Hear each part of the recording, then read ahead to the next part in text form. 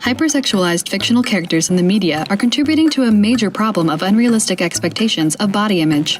This idea is even more disturbing when you consider that many of these films, shows, and books are targeted at children. These kids are looking at these characters in all of their glory, and they are inundated with ideas of how sexuality, contentment, and strength of character are linked. So let's talk media.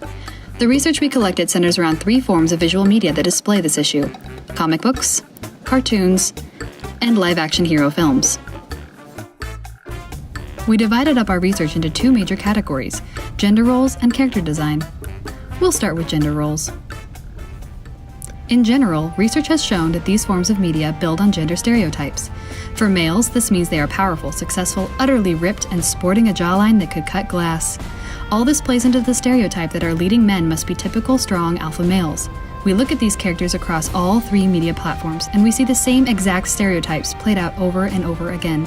From these images, we get the idea that a strong man equals this type of man, and we begin to form these ideas even as young children watching Saturday cartoons. Now for females, these gender stereotypes are exactly what you imagine they'd be. According to research conducted by K.M. Frank in 2015, women in these forms of media are either weak damsels in distress with little more than a pretty face to save them, or they're sexy, hardcore goddesses wearing highly impractical leotards and high heels. Even these women, who are meant to be strong and powerful, show that their true power is their sexuality.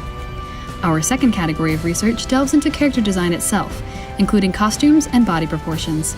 Once again, let's discuss what this means for male and female characters. The male characters are designed to bleed virility. Skin-tight suits, ultra-toned thighs, broad shoulders, strong jawlines, and a token power pose all tell the viewer that this is a real man. And women? Researcher Demarest points out that women are often posed at awkward angles to highlight their assets or their hourglass figure, and their costumes are either incredibly revealing or form-fitting enough that they might as well be wearing nothing at all. Characters such as Jessica Rabbit, Johnny Bravo, and even some of the Disney princesses are drawn in a provocative way that introduces sexual themes to young and vulnerable audiences. According to a research article by Lacroix, several beloved cartoon females, including Disney princesses that we know and love, are depicted to emphasize their physical and sexual maturity. Interestingly enough, these ideas are most prominent in the ethnic Disney leading ladies, like Esmeralda and Jasmine. Of course, the fact that this design is not even remotely realistic doesn't seem to bother us when we're reading our comic books or watching the Justice League on Saturday mornings. But when these stories are played out with real people, the audience demands that we take a more conservative approach to character design. When the costume shows off real skin, we better understand how inappropriate it is. Take the Scarlet Witch, for example. The Scarlet Witch is a Marvel superheroine most recently made famous by the live-action Avengers film, where she is portrayed by actress Elizabeth Olsen.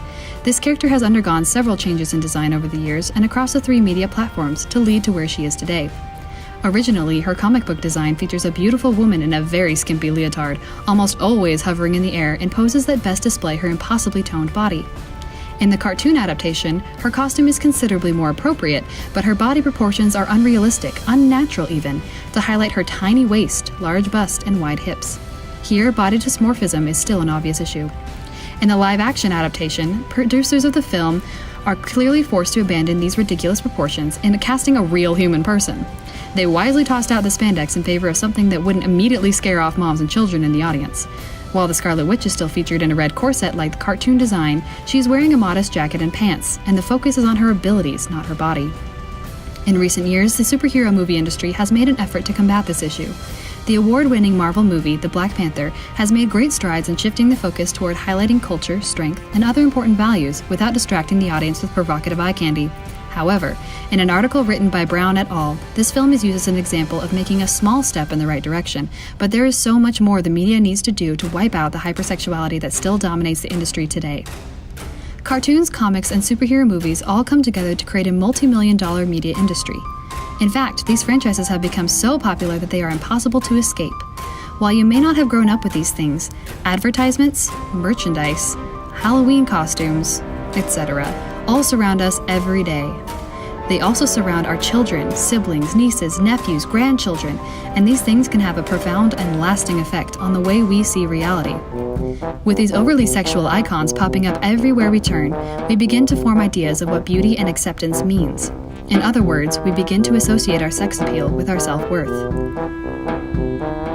In a 2007 study analyzed by Shively, both male and female viewers experienced body shaming, self-objectification, and anxiety about appearance after consistent viewing of these forms of media.